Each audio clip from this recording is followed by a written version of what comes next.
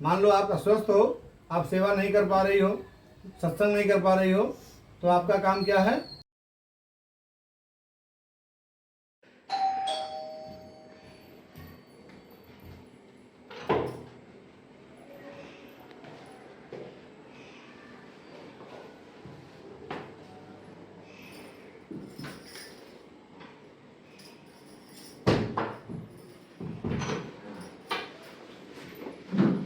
और बेटा आकाश है?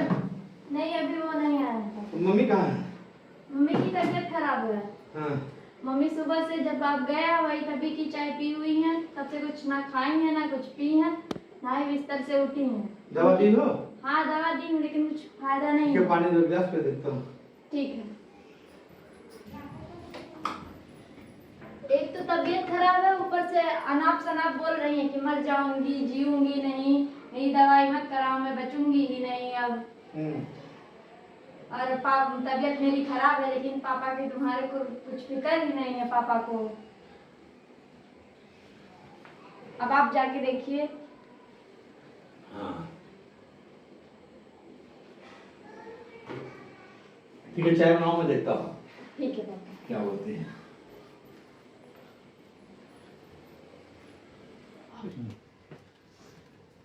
धन्यकार जी।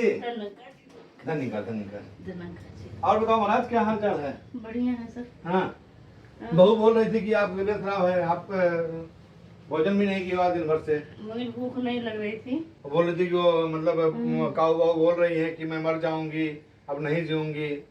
देखिए सर में दर्द है और आज ये 2-3 दिन से है, जा ही नहीं रहा है, तो क्या करूं बताइए। अब अभी दिमाग, खाना भी नहीं जा रहा है, घर का काम नहीं हो रहा है। अब आपको मालूम है घर जब तक मैं बिस्तर पे रहती हूँ तो मुझे और तकलीफ होती, तो देखो उसके लिए अपने आप पे गुस्सा आ रहा है कि ऐसे जीने से अच्छा तो मर जाना ठीक है। बाबा जी ने कहा है कि मौत तो आनी ही है, मौत से घबराएं क्यों, और मौत के आने से पहले जिंदगी से जाएं क्यों। आपकी जो समस्या है वो ये है कि आपने अपने दर्द को अपने मन में बसा लिया है, ठीक है। और इसके लिए हमें ये जो ज्ञान मिला है, अंत समय में काम ये आए, हाण मासी और चाम नहीं। ये बैठो, चाय पी लो पापा। हाँ देखो चाय आ गया, पानी दूं? नहीं, पानी है। ठीक है, ये लीजिए, आराम से आराम से।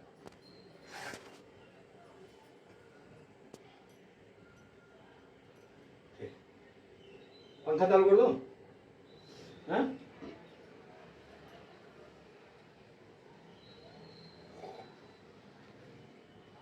तन मन धन जो है ये परमात्मा की देन है, समझ गए। सदगुरु माता जी ने कहा है, हमको बताया है, हम लोग प्रण किए हैं कि ये तन भी नहीं तो ही नंकार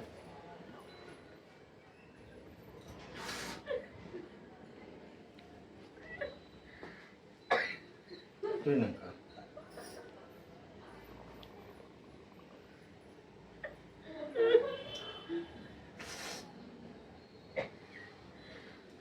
आराम से फैन चालू करो। नहीं।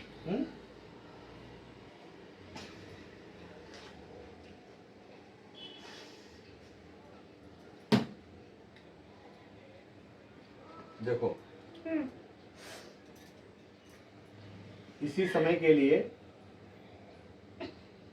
सदगुरु ने हमें ज्ञान दिया है। ये शरीर है, इस शरीर में आधियां व्याधियां लगी हैं, क्योंकि जो पैदा हुआ है वो मरेगा, इसमें कोई दो राय नहीं है। बात यह है कि अब आपकी तबीयत खराब है तो आपने क्या किया, आपने उससे अपने दर्द को अपने दिल में ले गई कि अब मैं बीमार हो गई हूँ, मैं घर की काम नहीं कर पा रही हूँ, सेवा नहीं कर पा रही हूँ। तो सदगुरु ने हमें 3 कर्म दिया है। मान लो आप अस्वस्थ हो, आप सेवा नहीं कर पा रही हो, सत्संग नहीं कर पा रही हो, तो आपका काम क्या है? आपको तीसरा कर्म क्या मिला है? सुमिरन। जब आपने अपने मन में अपने दर्द को बिठा लिया तो फिर आपको चिंताएं घेर ली, ठीक है, कि काम नहीं हो रहा है, ये नहीं हो रहा है, अब मैं क्या करूंगी, जब कुछ कर नहीं पा रही हूँ तो जी के क्या करूंगी। अगर आपने अपने मन में निरंकार को बसाया होता, सदगुरु के वचन को बसाया होता, तो आप क्या करते, आप चिंता नहीं करते, आप चिंतन करते। आप शरीर में दर्द है तो हाथ जोड़ती और कहती तुही निरंकार मैं तेरी शरण हाँ मैनू बख्श लो।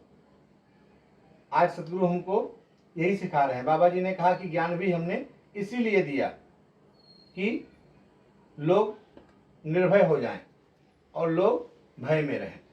निर्भय किस बात की?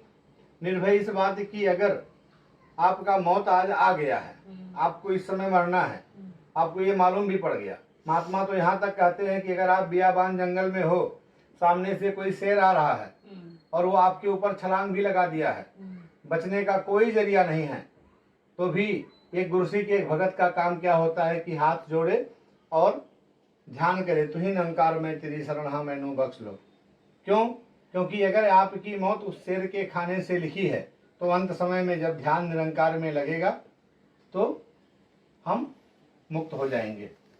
और अगर आपकी मौत मालिक ने उस शेर के खाने से नहीं लिखी है तो शेर अभी छलांग लगा रहा है, अभी आपको खाया नहीं है। शेर की और आपके बीच में ये निरंकार खड़ा है, उस शेर को भी हार्ट अटैक आ सकता है, शेर भी दाएं बाएं गिर सकता है, वह स्वयं मर सकता है। तो तब भी हमारा काम है कि तुही निरंकार मैं तेरी शरण हाँ मैनू बख्श लो। इसलिए आप उदास मत हो। और माता जी की कृपा है कि भी आपके यहाँ बहू भी आ गई है, तो वो आपके घर के काम में हाथ बटाती है, दास भी कुछ ना कुछ करता ही है। आपको और कोई तकलीफ नहीं है। आपको तकलीफ ये है कि आपने अपने मन में निरंकार को बसाने के बजाय अपने विकार को बसा लिया, अपने सर के दर्द को बसा लिया। ठीक है, तो जब संसार की चीज़ों का चिंतन करोगी तो आपके मन में चिंता आएगा, निरंकार का चिंतन करोगी तो आनंद आएगा, सुकून आएगा। हाँ, वो महात्मा कैसे गाते हैं गीत में कि संत तो नामे धन मांगते हैं, माया माया की तुमको पड़ी है, ध्यान चरणों में जोड़ो प्रभु के, सच्चा सुख तो प्रभु बंदगी है, संत तो नामे धन मांगते हैं, माया माया की तुमको पड़ी है। जैसे ही आप इस निरंकार को याद करोगी, मन धीरे धीरे धीरे धीरे शांत होगा।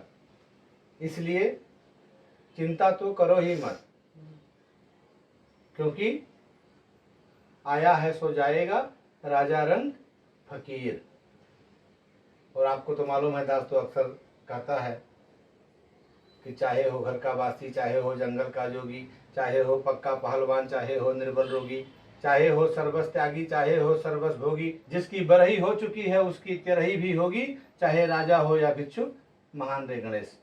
तो ये कि मैं मर जाऊंगी, अब मर जाना ही अच्छा है, ये सब निगेटिव विचार है और ये सब भूल करके भी अपने मन में मत लाइए।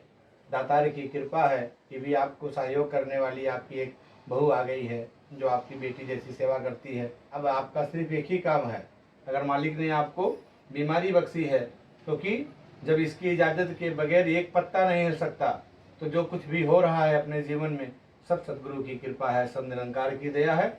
अपना एक ही काम है, सेवा, सत्संग और नाम स्मरण। अगर ये तीनों चीज़ हम करते रहेंगे तो ये निरंकार का एहसास इस मन में बसा रहेगा, और जब निरंकार का एहसास मन में बसा रहेगा तो फिर मन में सुकून आएगा, आनंद आएगा। फिर आपके जो विकार आया था, जो आप डामाडोल हो रही थी कि मैं मर जाऊंगी, काम नहीं कर पा रही हूँ, कुछ तो जी के क्या फ़ायदा है, क्योंकि आपको ये सेवा बख्शी गई है। इस समय आप तन से नहीं काम कर रही हो तो मन इस निरंकार में लगाओ। समझ गए? वो बोल रही थी बहू कि आपने दिन में कुछ खाया नहीं, तो थोड़ा बहुत मन नहीं करे तो भी खाओ, बहुत होगा तो क्या होगा, वोमिट हो जाएगा, उल्टी होगा, मतलब शरीर के अंदर कुछ जाना चाहिए ना। है शरीर है, इसको भी स्वस्थ रखना अपनी जिम्मेदारी है, क्योंकि तन भी परमात्मा का है, मन भी परमात्मा का है। तो इसलिए ये बेकार की चिंता छोड़ करके सुमिरन करो। हाँ, जी। समझ गए? बराबर। चले, मेरा कपड़ा वपड़ा काट दे थोड़ा। हाँ, हाँ ठीक ठीक है, चलो, ठीक है, बड़ी कृपा। धन्यवाद जी। धन्यवाद। हाँ?